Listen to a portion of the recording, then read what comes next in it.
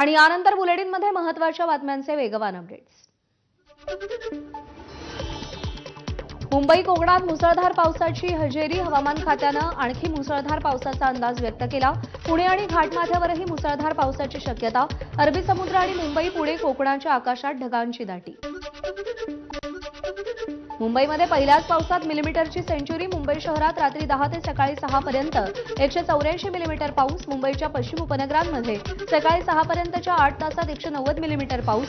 मुंबईच्या पूर्व उपनगरांमध्ये संध्याकाळी 6 पर्यंतच्या 8 तासात 154 मिलीमीटर पाऊस। मुंबई शहर परिसरात मुंबई उपनगरात रात्रीपासून जोरदार पाऊस। कल्याण, डोंबिवली, नवी मुंबई भागामध्ये पावसाची हजेरी।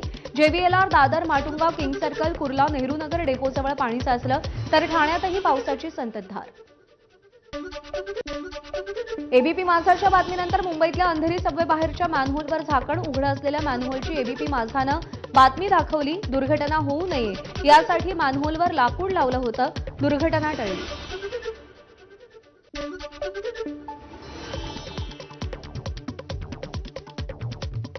मुंबईतील पावसाच्या पार्श्वभूमीवर बृहन्मुंबई महानगरपालिकेचा आपत्ती व्यवस्थापन विभाग सज्ज। आपत्ती व्यवस्थापन कक्षातल्या व्हिडिओसमोर शहरातल्या विविध भागांमधल्या परिस्थितीवर नियंत्रण कक्षातून लक्ष। अंधेरी सबवे परिसरात पाणी ओसरण्यास सुरुवात। पावसाची रिपरिप कमी झाल्यानं पाणी ओसरलं। रात्रभर झालेल्या पावसामुळे पाणी साचलं होतं।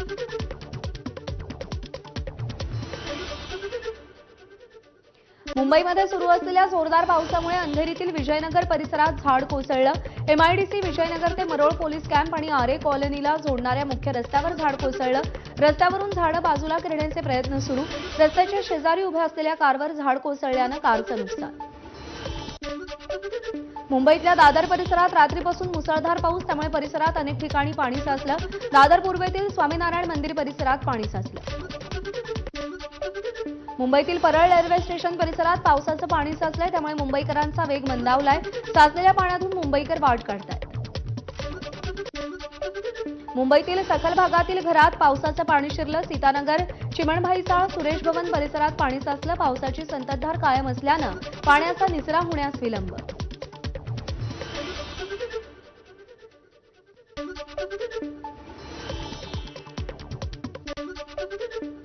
आणि मुंबईमध्ये पाणी तुंबण्यावरती भाजपचे आमदार प्रवीण दरेकर यांनी अजब दावा केलाय। मुंबईची रचनाच अशी आहे की पाऊस पडल्यावर पाणी तुंबतं असं दरेकर म्हणालेत। नालेसफाई 100% झाल्याचा दावाही दरेकरांनी केलेला आहे।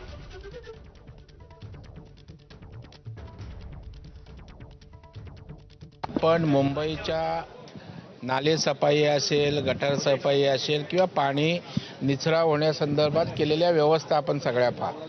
परंतु मुंबईची रचनाच अशी आहे की पाऊस पडल्यावर अशा प्रकारची गोष्ट होतेच। ते होता कामा नये, खरं आहे, परंतु स्वतः महापौर आज रस्त्यावर आहेत। राज्याचे मुख्यमंत्री सातत्यानं आढावा घेत आहेत आणि त्याच्यामुळे प्रामाणिकपणे या मुंबईमध्ये पाणी साचू नये, तुंबू नये याचा प्रयत्न सरकार आणि महापालिकेने केलेला आहे।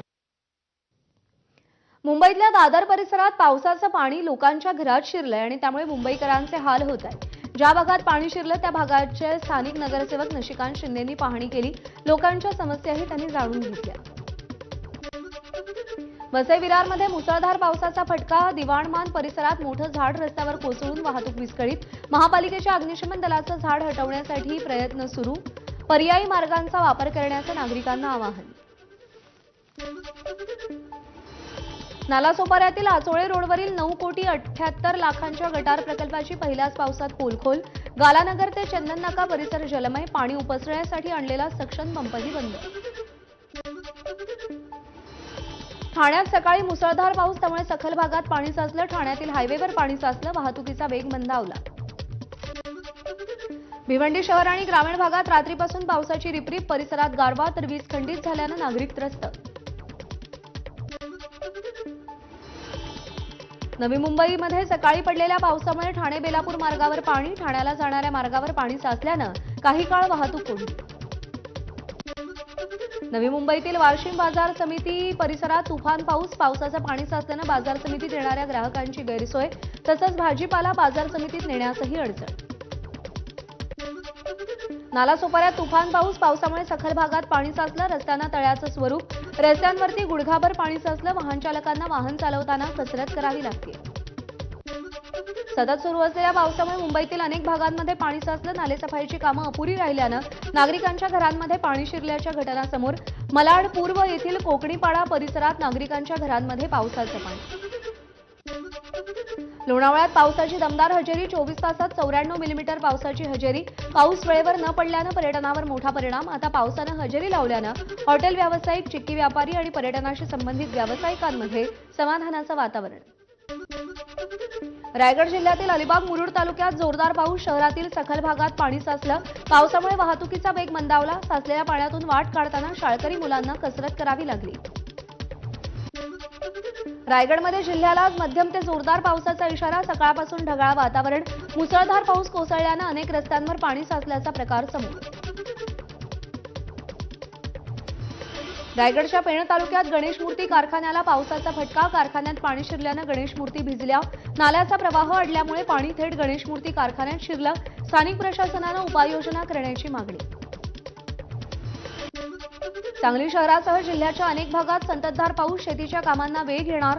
नागरिकांना उकाड्यापासून दिलासा. सांगलीच्या शिराळा तालुक्यासह चांदोली धरण पाणलोट क्षेत्रात मुसळधार पाऊस. भात उत्पादक शेतकऱ्यांना दिलासा. वारणा धरण पाणलोट क्षेत्रामध्ये अतिवृष्टी सदृश पाऊस असून पाथरपुंज इथे अवघ्या 12 तासात 147 मिलीमीटर तर निवळे इथे 78 मिलीमीटर पावसाची नोंद. अकोल्यामध्ये विजांच्या कडकडाटासह जोरदार पाऊस. अकोला शहरासह जिल्ह्यातील सगळ्याच तालुक्यात पावसाची दमदार हजेरी. अकोट शहरात पहिल्या पावसात नालेसफाईचे 3 तेरा, अनेक घरात पाणी शिरल्याचं चित्र. धुळे साक्री तालुक्यातील खुडाणेगाव परिसरात विजेच्या कडकडाटासह पाऊस. मेंढ्यांच्या कळपावर वीज कोसळली, त्यात 40 मेंढ्यांचा जागीच मृत्यू. वीज कोसळल्यामुळे मेंढपाळ ज्ञानेश्वर तिरतापही जखमी. भंडारा जिल्ह्यात वादळी वाऱ्यासह जोरदार पाऊस. करसखेडा गावामध्ये विशालकाय कडुलिंबाचं झाड सुमित्रा मेश्राम यांच्या गुरांच्या गोठ्यावर कोसळलं. 4 बकऱ्यांचा मृत्यू झाल्यानं शेतकऱ्यांचं नुकसान. सकाळपासून अहिल्यानगर जिल्ह्यात पावसाची हजेरी. गेल्या वर्षीच्या तुलनेत अजूनही 46% पावसाची तूट कायम. तर सुरू झालेल्या पावसामुळे पेरण्यांना वेग येणार. मोठ्या प्रतीक्षेनंतर छत्रपती संभाजीनगर शहरात पावसाची दमदार एंट्री. कामासाठी बाहेर पडलेल्या नागरिकांची धावपळ. तर ग्रामीण भागात पेरणीला सुरुवात. भंडाऱ्याच्या तुमसरा तालुक्यात पावसाचा कहर. पहिल्याच पावसात शहरातले रस्ते पाण्याखाली. नगरपालिकेच्या नालेसफाईची पहिल्याच पावसामध्ये पोलखोल. गाळ साफ न झाल्यानं नाल्यातील पाणी रस्त्यावर आलं. नागरिकांची प्रचंड गैरसोय. रत्नागिरी शहरातल्या चुकीच्या खोदकामामुळे संरक्षक भिंत कोसळली. 70 ते 80 फूट संरक्षक भिंत कोसळली. रस्ताही खचला. संरक्षक भिंतीला लागूनच अवैध खोदकाम सुरू होतं आणि यामुळे 7 ते 8 घरांना धोका. अवैध काम करणाऱ्यांवर कारवाईची मागणी. नाशिकच्या नांदगाव शहर परिसरात रिमझिम पाऊस. तर ग्रामीण भागात पेरणीपूर्व शेती झाल्यानं मशागतीची कामं पूर्ण होणार. खरीपाच्या पेरणीला वेग येणार. शेतकऱ्यांना दिलासा.